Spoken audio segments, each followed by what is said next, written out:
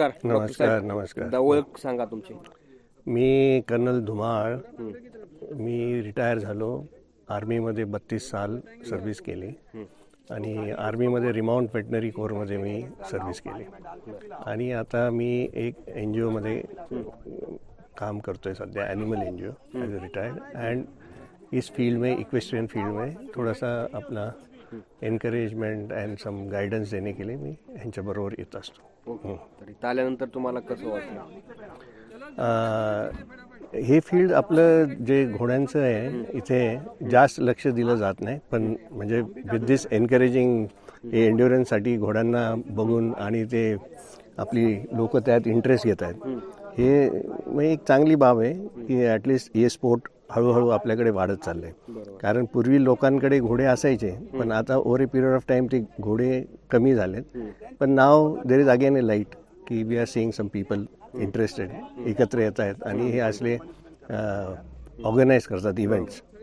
तर हा यांचा नबील भाईचा पहिला अटेम्प्ट इथे ह्या एरियामध्ये करायचा. त्यांनी पार्टिसिपेट केले वेगळ्या ठिकाणी, पण ह्या ठिकाणी त्यांनी हा इव्हेंट ठेवला आहे. आय थिंक चांगली गोष्ट आहे. It will be an encouragement सगळ्यांना घोडस्वारीमध्ये. इथं आल्यानंतर हॉर्स वगैरे बघितले का तुम्ही? हां, इथे आल्यानंतर मी हे सगळे घोडे बघितले आता.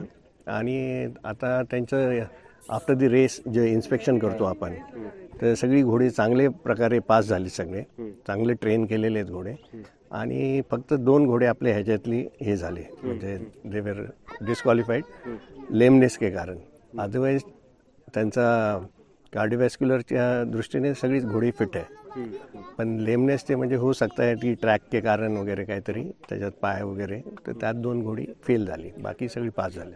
तर महाराष्ट्रामध्ये हा गेम आता प्रचलित होतोय, तर अजून प्रचलित होण्यासाठी किंवा अजून लोक याकडे येण्यासाठी काय केलं पाहिजे आणि लोकांपर्यंत हा कसं हे बघितलं पाहिजे त्यांनी याकडे? ॲक्च्युली असले इव्हेंट्स आहे ना आता आपल्याकडे पॉकेट्समध्ये होतात. एक तर इथे सपाळ्याला होतो, नाशिकला होतो. तर असे हे डिस्ट्रिक्ट लेवलला जर सुरू केलं ना, हे सगळे घोडे सगळे पाळतात आणि घोडे एक दुपटा आपल्या एकाकडे असतो तर दुसऱ्या फार्मरकडे असतो.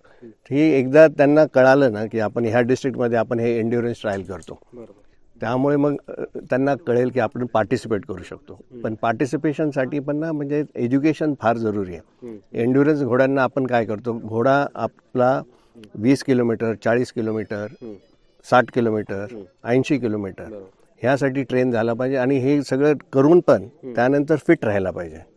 ह्यात हे नाही की तो पहिला येतोय की नाही दुसरा. जर घोडा पहिला आला आणि फिट नसेल तर मग तो एलिमिनेशन, म्हणजे आपण त्याला ट्रेन ठीक नाही केलेलं. म्हणून ह्यात ट्रेनिंग आणि जो ओनर असतो त्याला माहिती पाहिजे आपल्या घोड्याला कसं ट्रेन करायचं. आणि कारण बाकी कंट्रीजमध्ये 180 किलोमीटरपर्यंत रेसेस होतात, तर आपण इथे एक स्मॉल आपला अटेम्प्ट आहे. आता ह्यांनी 20 किलोमीटरचा केला आहे. 40 किलोमीटरचा करायचा होता, पण ट्रॅक थोडासा चॅलेंजिंग वाटला लोकांना, तर म्हणून त्यांना त्यांची घोड्याची जास्त काळजी, त्यामुळे त्यांनी हा डिसिजन घेतला की 20 किलोमीटरच करूया.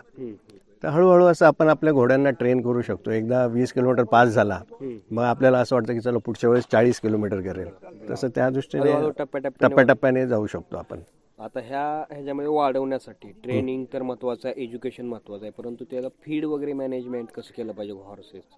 हे एन्ड्युरन्स घोड्यांचं ॲक्च्युली फीड आहे ना, त्यांना फायबरवर आपण ठेवलं आपण. आणि घोडा हा प्राणी कसा असतो की त्याला वाईल्डमध्ये आपण बघतो 24 तासामध्ये तो 20 तास चरत असतो. बरोबर.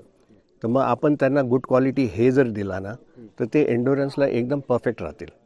त्यांना म्हणजे असं काय बाकी काय दाना वगैरे काय जास्त द्यायची गरज नाही. दाना आपण का द्यायला लागलो, कारण रेसमध्ये वगैरे त्यांची डेव्हलपमेंटसाठी वगैरे. आणि सेकंडली त्यांना एन्ड्युरन्ससाठी खास तर फायबर डाएटवर जरी असला, चांगला घास दिला त्यांना, तर दे कॅन डू वेल, चांगली कंडिशन. आणि हे आणि जर ज्यादा तर काय करतात घोड्यांना ना, मोकळी जागा पाहिजे. सगळे ना बांधून ठेवतात एका स्टेबलमध्ये आणि 24 तास तो तसाच राहिला उभा, तर मग त्याची हेल्थ चांगली राहत नाही, कारण मग त्याला कॉलिकचा त्रास होतो. त्यांना मोकळीक असेल तर मग घोडा आपला जसा वाईल्डमध्ये पळतो आणि ही फील्स बेटर. तर ते पाहिजे मोकळी जागा. जो घोडा पाळतो त्याच्याकडे एक मोकळी जागा पाहिजे, ओपन पॅडॉक बोलतो आपण, त्यात घोडा फिरायला पाहिजे. नुसतं बांधून ठेवून काही हे नाही. कारण हा घोडाच प्राणी असा आहे की तो फिरणारा प्राणी आहे. फिरणारा प्राणी, बिलकुल सही. मग आता तुम्ही हे सांगा की ह्या गेमसाठी जर लोकांना जॉईन करायचं असेल तर कोणत्या जातीचा घोडा असला पाहिजे वगैरे असं काय आहे का? नाही, आपल्याकडे मारवारी घोडा आहेत, आपली ब्रीड आहे इथे, इंडियन ब्रीड आहे. ह्याच्यात तसं पार्टिसिपेट करतात, थरोब्रेड्स पण करतात, हाफ ब्रेड्स पण करतात, पण आपल्याकडे सगळीकडे मारवारी ब्रीड ही चांगली आहे आणि आपण तिला जोपासलं पाहिजे. आणि ते चांगले एन्ड्युरन्स करू शकतात. कारण आपण बघितलं महाराजांच्या काळापासनं त्यावेळेस पण घोडी होती, त्या आग्र्यापासून इथपर्यंत वगैरे, आणि ते घोड्यांवरच असायची बऱ्याचदा. तर त्या घोड्यांमध्ये काबिलियत आहे, आपल्याला त्यांना समजण्याची गरज आहे. आणि सेकंडली घोडा पाळणं म्हणजे सोपं काम नाही, त्याला तुमचं पॅशन पाहिजे, त्याला त्याची आवड पाहिजे प्राण्याला समजून घ्यायची पण हे पाहिजे. आणि थोडासा खर्चिक असतो आपल्याला असं. तर सगळ्यात महत्वाचं की मालकाचं आणि जनावराचं प्रेम हा ते सर्वात महत्वाचं नातं. आणि ह्यातून हे सिद्ध होतं की किती जवळीक आहे, कोण किती मालकाचं आणि प्राण्यांचं आपल्या किती, आपल्या घोड्याचं किती प्रेम आहे, ह्या गेम मधून पण एक सिद्ध होऊ शकतं. हो हो, बिलकुल. आणि आपल्याला जसं आता हे एन्ड्युरन्स मध्ये काय होतं, इथे आपल्याला हे टीम वर्क आहे. इथे टीम कसली आहे, तुम्ही आणि घोडा. बरोबर. आणि ह्याबद्दल तुमची पण फिटनेस पाहिजे आणि घोड्याची पण फिटनेस पाहिजे. आणि जो घोडा चालवतो त्याला कळतं की माझा घोडा कितपर्यंत हे करू शकतो, सहन करू शकतो, ट्रॉटमध्ये किती जाऊ शकतो, गॅलपमध्ये किती जाऊ शकतो, म्हणजे कॅन्टर गॅलप. आणि मग त्यामुळे आपल्याला त्याची काबिलियत माहिती असते. म्हणजे ह्यात कारण आधी एन्ड्युरन्स सुरू केलं त्यावेळेस घोडे रेसनंतर म्हणजे ते शर्यतीसारखं करायचे, पण त्यानंतर बघितलं की बरेच घोड्यांचे प्राण गमावले. म्हणून ते एम नाही आहे. आपलं घोडा फिट पाहिजे आणि ते चॅलेंजेस केले पाहिजे, म्हणजे जसं 20, 40, 60, 80 किलोमीटर्सपर्यंत जाऊ शकला पाहिजे. आणि घोड्यात ती काबिलियत असते, फक्त त्याला आपल्याला त्याप्रमाणे ट्रेन करायला लागतं. आता इथं आल्यानंतर घोडा फिट आहे हे कशावरून तुम्ही ठरवता आणि त्यासाठी काय काय प्रोसेस असते? ज्यावेळेस घोडा ह्या शर्यतीत आणि एन्ड्युरन्समध्ये पार्ट घेतो त्याच्या आधी आपण त्याची फिजिकल एक्झामिनेशन करतो सगळी. म्हणजे वेदर उसका बाकी जनरल काही त्याला कुठे जखम इजा वगैरे नाही, जसं जनरली बॅक रिजनमध्ये, कारण घोडा त्या रायडर बसतो, तर त्या एरियामध्ये काही जखम असेल, पेन असेल, तर मग तो घोडा पार्टिसिपेट करू शकत नाही. काही इजा असेल पायावर वगैरे, लंगडा असेल, तर मग त्या घोड्यांना आपण पार्टिसिपेट करू देत नाही, कारण दॅट विल बी क्रुएल्टी. म्हणून पहिलं एक्झामिनेशनमध्ये ते येतं. आणि सेकंडली हार्ट रेट पण बघतो आपण, म्हणजे त्या घोड्याची फिजिकल फिटनेस किती. जर हार्ट रेट, आता आपण ह्याच्यात हार्ट रेट एक क्रायटेरिया असतो की रेस संपल्यानंतर he has to heart rate त्याचा 64पर्यंत आला पाहिजे. तर ते पण एक बघतो आपण पहिला. पहिल्या सुरुवातीलाच त्याचा हार्ट रेट 64च्या वर असेल तर सच हॉर्सेस बी रिजेक्ट. आणि काही जखम इजा वगैरे असेल तो त्याला म्हणजे रेसमध्ये बाधा करू शकतो, परत त्याचं ते वाढू शकतो इजा वगैरे, तर तसल्या घोड्यांना आपण रेसमध्ये पार्टिसिपेट करू देत नाही. दातामध्ये वगैरे काहीतरी बघितलं जातं ना, आता आम्ही आल्यानंतर इथं बघितलं दात वगैरे नाही. दातमध्ये जनरली ते एज बघतो आपण. ह्याच्यात पण एक एज फॅक्टर असतो. 6 वर्षाच्या आत घोड्यांना नॉर्मली पार्टिसिपेट करू देत नाही. त्यामुळे ते एज फॅक्टर ॲसेस करायला आपण ते दात वगैरे बघतो. बाकी दात एक्झामिनेशन वगैरे ते एक पार्ट असतो, ते ज्यावेळेस घोडा आजारी असतो, काय त्याची कंडिशन चांगली होत नसेल, तर म्हणजे दाताचा प्रॉब्लेम असेल, त्यासाठी आपण त्यावेळेस डेंटल एक्झामिनेशन वगैरे करतो. एंट्रीमध्ये पण घोडा चांगला म्हणजे स्वस्त पाहिजे. आणि एक्झिट म्हणजे ज्यावेळेस आपण ती शर्यत पूर्ण करतो त्यानंतर पण तो फिट पाहिजे. तो त्यात म्हणजे काय असतं, तो रेस कंप्लीट केल्यानंतर एक टाइम असतो, वेट चेकचा टाइम असतो 15 मिनिट्सचा. Within that 15 to 20 minutes the horse has to be इथे प्रेझेंट करायला पाहिजे वेटनरी एक्झामिनेशनच्या तिथे चेक पॉईंटला. आणि त्यात त्याचा हार्ट रेट आपण बघतो ज्यादातर. आणि बाकी एक्झामिनेशन्स करतो, जसं त्याचं डोळ्याची तपासणी करतो, परत हायड्रेशन लेवल्स बघतो आणि गट साऊंड्स बघतो. म्हणजे पोटात, कारण जर डिहायड्रेशन जास्त झालं तर पोटाचे गट साऊंड्स असतात ना, ते म्हणजे कमी होतात. आणि हार्ट रेट आपला ते 64 ठेवलेला असतो, तर त्याच्या आत आला पाहिजे. म्हणजे त्यावरनं आपल्याला कळतं की हॉर्स फिट आहे. आता हार्ट रेट जर जास्त असेल तर that means the horse exhausted आहे, त्याला म्हणजे तो थकलेला आहे, म्हणजे त्याला त्रास झालेला आहे नाही. तर मग तसले हॉर्सेस आपण ते एलिमिनेट होतात. म्हणजे त्यांना जरी जो पहिला आला आणि त्याचा हार्ट रेट जर वर असेल, त्या 20 मिनिटात तो काबू नाही आला, तो that horse is eliminated. Okay. हां म्हणजे बरं. आता शेवटचं तुम्ही काय सांगाल, संदेश काय द्याल लोकांना? आता कारण आपल्या महाराष्ट्रातले बरेच लोक बघत असतील हा व्हिडिओ.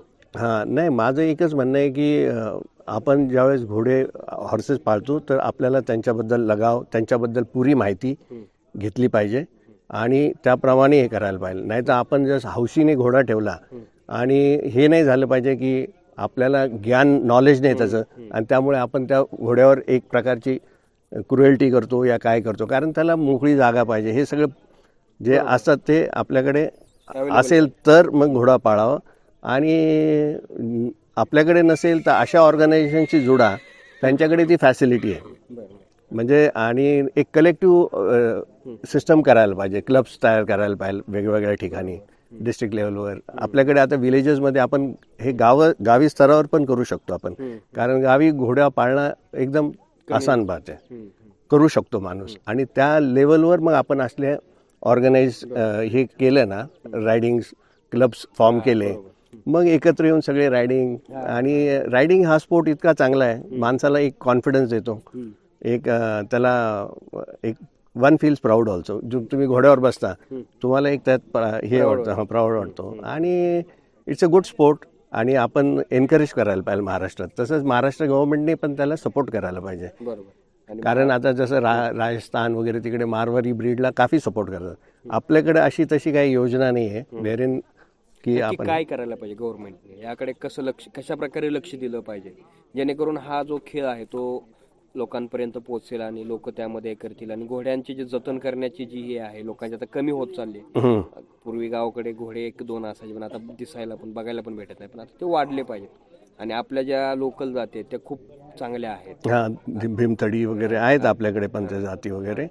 पण गव्हर्नमेंटकडनं आपण एकच एक्सपेक्ट करू शकतो की गव्हर्नमेंटने ह्यांना प्रोत्साहन दिलं पाहिजे. फॉर्मिंग क्लब्स जसं असोसिएशन्स वगैरे ॲट व्हेरियस लेवल घेतात त्यांना. हां, नाही म्हणजे आता जसं तालुका लेवलवर त्यांनी जर प्रमोट केलं की हा बाई घोड्यांच्या आपण हे ऑर्गनाईज करू शकतो, त्यांना फायनान्शियल काहीतरी जसं आपल्याकडे वेगवेगळ्या ऑर्गनायझेशन्सला गव्हर्नमेंट एड करतं, तसंच हे हॉर्स इंडस्ट्रीसाठी पण हे करायला पाहिजे. कारण आपल्याकडे एक अजून एक मी सांगतो की टुरिझमचा पण एक चांगला पार्ट होऊ शकतो. जसं की आपले हे किल्ले आहेत, from one fort to other fort we can carry out trails. तर मग त्या ठिकाणी जर तुम्ही त्या गावातल्या लोकांना काहीतरी हे केलं की तुम्ही घोडे पाळा, तर तुम्हाला इतके आपण असं अनुदान दिलं, काहीतरी दिलं, त्या प्रकारे दिलं आणि मग ती लोक टुरिझमच्या बाबतीत रायगडावरनं त्या विशालगडवर गेलं कुठे असं. राईट. कारण का माहितीये का, आपण लहानपणी फक्त ऐकतोय की पूर्वीच्या काळात ह्यावरून तिथं घोड्यांना हे तुम्ही खूप छान सांगितलं. कारण पुढच्या पिढीला पण हे कळेल की कसे जात होते. फक्त आपण याचा अंदाज लावू शकतो की पूर्वी डोंगरावर घोड्यावर जात होते, आता फक्त ते मूवी मध्ये वगैरे तेच बघतो. आणि जर गव्हर्नमेंटने ते ट्रॅक्स डेव्हलप केले की हा प्रतापगडावरनं कोणता विशालगडचे तिथे तसं म्हणजे various fort to fort tracks केले आणि त्याच्यावर मग एनकरेज केलं, अनुदान दिलं, त्या विलेजर्सला पण एक हे मिळेल, गावाच्या लोकांना पण एक आर्थिक साधन भेटेल आणि त्यांना पण एक इंटरेस्ट राहील. म्हणजे ते एक ऍक्टिव्हिटी, एक चांगली ऍक्टिव्हिटी राहील, लोकांची पण हेल्थ चांगली राहील. म्हणजे they are in some sport activity. आणि हा आपला पहिल्यापासून आपण केलेलं आहे, मराठी माणसाने हे आपल्या रक्तातच आहे. फक्त त्याला आता थोडासा आपण हातभार केला तर आय थिंक प्रमोट करायला पाहिजे. तर सर, तुम्ही वेळ काढून खूप छान मुलाखत दिली, त्याबद्दल तुमचं खूप खूप धन्यवाद. थँक्यू. तुम्हाला शुभेच्छा.